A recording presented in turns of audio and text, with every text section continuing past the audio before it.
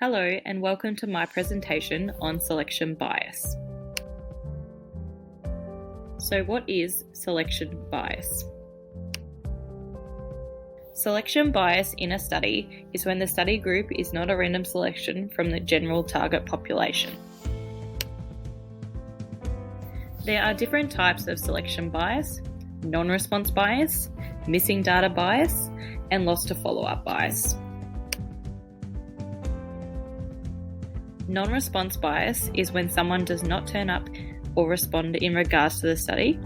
It can occur with questionnaires if there is a low number of participants responding to the surveys.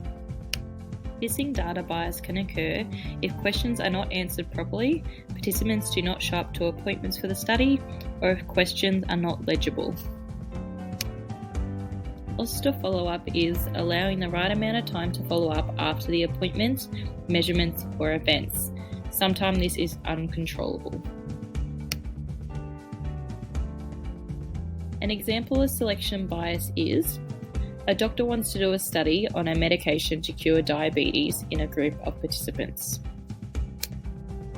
The doctor divides the participants up into two groups, one of which will take the diabetes medication and the other will take a placebo. To divide the groups, the doctor decides to split them into males and females. This is an example of selection bias. The doctor should not know who is in each group, and each group should have randomly distributed males and females between the two groups. Another example of this is a coach decides to do a test to see if a pre-workout drink affects the performance of his sprint team. One group will take the pre-workout and the other one will take a placebo.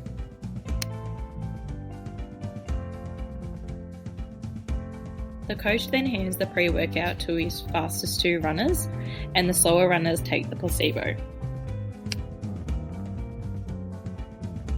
Again, this is an example of selection bias.